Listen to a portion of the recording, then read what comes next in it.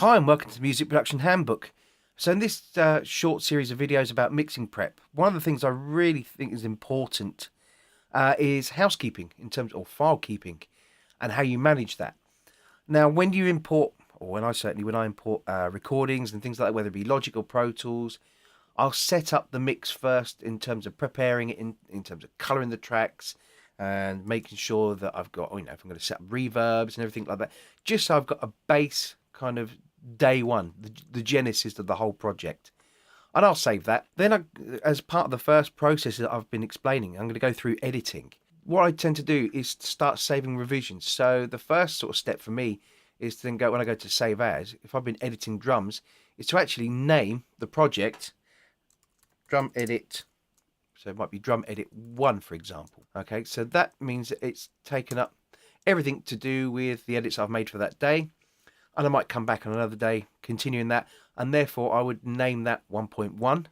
And so I'm capturing each time I'm doing something. Then when it comes to the bass, I then name it with the bass edit. And guitars and vocals and pianos. You get the point anyway.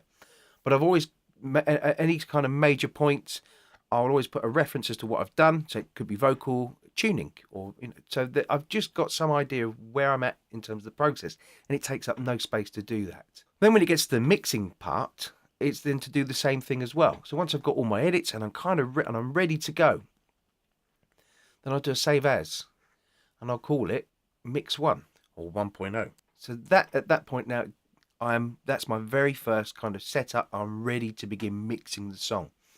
And then when I've done a whole bunch of things, that'll get named 1.1, 1.2.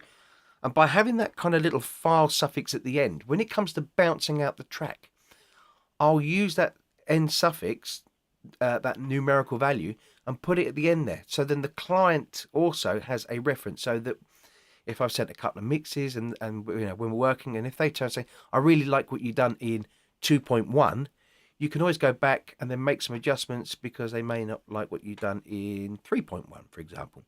But it always gives you a point of reference of where to go back, and then you can pick up because you may have gone the wrong direction, you might miss something. But just doing that simple file suffix at the end can actually help, and you can save yourself a lot of hours of heartache, essentially. We've saved over something and you can't necessarily go back and roll it back to where you're at. It's a habit, but it's a habit well worth forming.